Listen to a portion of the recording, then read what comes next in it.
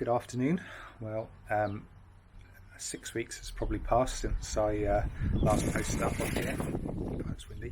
And another problem with the 996 has just occurred yesterday whilst coming back from my dad's on Father's Day. So that's nice. This car does seem to be a little bit of a pain in the bum, to be honest. And if you can't work on them yourself, God knows how much it costs you to keep all this stuff up together, because wow, it would be expensive, I would have thought, but you know, it is a Porsche at the end of the day. So the latest problem basically is an alternator light on. The car's not, it is charging, but intermittently. I don't think it's the alternator. I think it might actually be the rectifier regulator, something like that, which you can buy on its own as a separate part to the alternator. So I might try that first. It's about £60–70, and then go on from there and see what happens. Okay, so okay, let's take it to bits again. And luckily this one, you don't have to take all the wheels off and what have you. I've just got it still in the garage behind me here, and yeah, I'll let you know how we're going on. Oh, it's sunny, by the way. 50-year-old half-naked man in a garage, attractive. Okay, cheers, bye. So the alternator on this car is obviously buried deep in here, right down in here, and there's a lot of gubbins in the way to get to. Just hold on. Yeah, there you go. So a lot of gubbins in the way, airbox and what have you. It's definitely going to have to be removed in order to get to the serpentine belt and what have you. Probably should change that at the same time really, but we'll have a look at it when I take that off. Okay, so there's a couple of bolts on the airbox before we start. We might take everything off, airflow sensors or whatever these are, and then go from there. If there's anything complicated, I'll let you know. So that's the airbox out. That was pretty easy actually. So there's just a clip at the front for the oil filler tube, which is currently still in there. There is a hose at the back, some sort of vacuum hose or airflow hose, sorry, there. And there's a sensor there, flow sensor, something, and then one bolt at the front. So that's it really. One Jubilee clip, this hose, this sensor, this bolt, and the clip. And that, as you can see, then gives you, you can't see, can you see? That gives you quite a bit of room then to get to the alternator, or more room to get to the alternator. So we'll go from there and see what we can see and how far we've got to delve. Okay, so looking down through here, I've got a 24mm ring wrench, combination spanner. This is the tensioner pulley here. So if I lean down on this, you'll see the tension comes off the serpentine belt. Okay, so I need both hands to do it. Really, it's quite tight. So I'm going to remove that.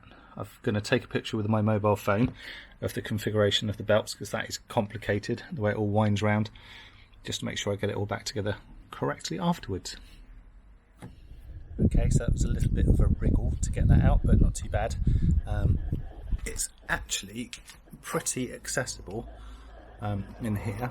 These two, there's just one bolt on either side on my car, on my 996. And so there's a long bolt goes through on the right hand side, and a shorter bolt goes through on the left hand side. This one was stiff, so I just sprayed some penetrating oil on it. That really helped. I took there's like a little bracket up here, just holds a couple of these little pieces out of the way. Oh, sorry, out the way, and that just gave me a little bit more room on top to get it out. It's going to be tight getting it back in. There's just one little signal plug, which unclips, squeezes and unclips, and then there is the main power lead there that just goes back, and I've bungeed the oil filler out of the way just to give myself a bit more space. So now I'm going to check online, see if I can find the part number, because it's just a Bosch alternator, and if it's cheap enough to buy a whole alternator, I'll just buy a whole alternator and just put it in. Okay, so the bits for the Porsche alternator have arrived. I think basically from Germany. They seem to take a few days to get here, but that's fine. So we're going to fit the bits to the new alternator, and then we're going to fit the alternator back to the car, and hopefully that will solve the problem without me spending any more money. So on the back of the alternator you have 2 nuts to remove. This is the one that the main live comes back off the alternator, and that is a 13mm nut, and this one here is 15mm nut, retaining nut, and yeah, so just need to remove them. Already loosened, obviously, because I can't do everything one-handed, and my daughter wouldn't film me. Thanks, Harmony. Can you hear her laughing in the background?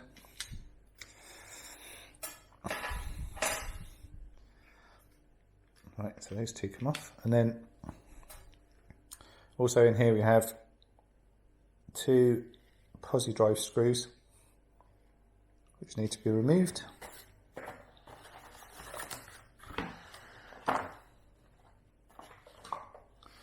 Again, these are loosened off. These are actually quite tight, so you do need a decent screwdriver. Harmony, help! Come and help! She won't help.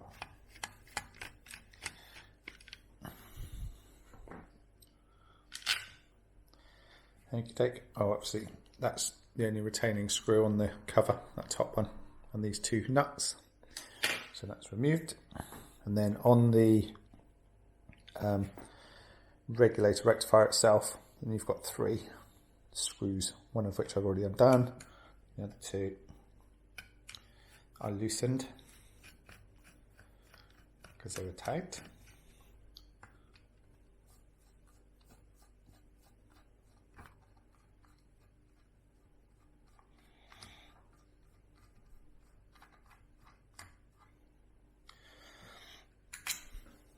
Okay. Cool.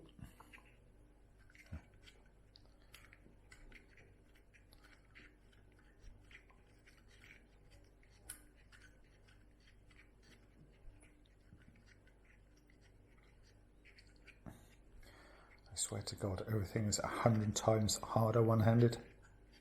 Right, just gonna put the camera down. Oh no, I've got it. Good. So on the back of here you've got the brushes, which are showing, where are we? Showing a little bit of wear compared to the new one, so that's good. Obviously been well used. And then it all just slips back together the same way as it came apart, which is quite simple. So they go in there. I'm going to put the camera down, and then the 3 screws go back in. Okay. Now my daughter has made an appearance. Hi, Harmony. Okay, so that's back together now. So 3 retaining screws in there. It went back together fine. There's a little loop of metal around here, just to make sure that goes on top of this contactor here in between the screw, so the right way around. The brushes are in there, and then just put the top cover back on, and then we're all back together. Cool. So the alternator is back in place. The serpentine belt is back in place. I think I've got that right. I'm just going to check the routing of it, but I don't think it would run any other way. All the bolts are tightened up, torqued up. Everything, vacuum hoses and everything seem to be in the correct position. So I'm just going to take the put the airbox back on. Hopefully that'll solve the problem. If not, it's more money. Okay, so everything's back together. Airbox in, all the O2 sensors and flow sensors connected back up. Batteries connected back up, and hopefully that's it. We can go for a start. Okay, so everything's back together. We're going to give it a go, see what happens. Hopefully the alternator battery light will stay off. Okay, let's go.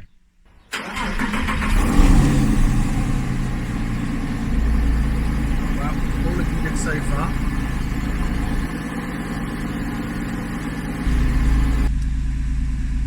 Okay, not getting any alarms up there, so that's cool.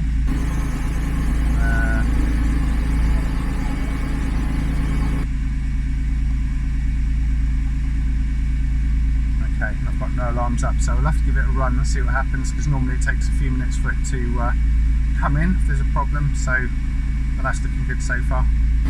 Cheers.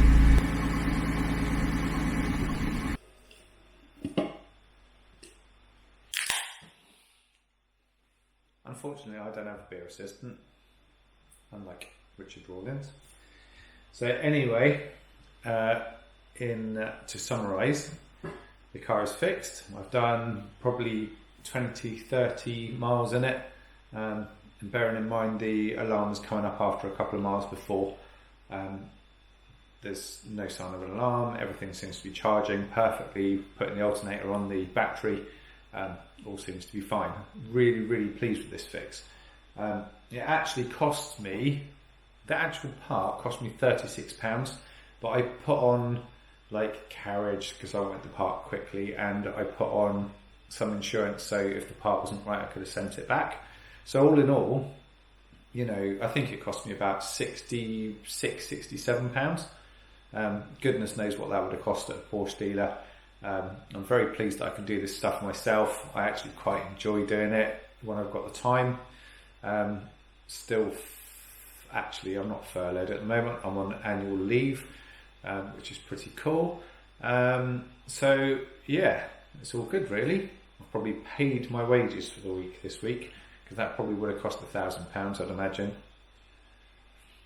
Well, I hope this helps someone, and you know, just to show you not to be scared to work on these cars.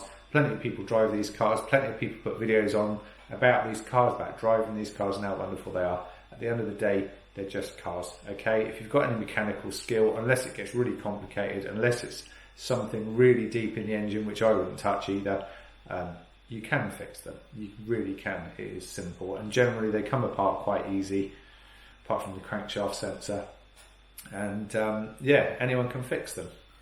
Well, if I can fix them, anyone can. Cheers, everybody.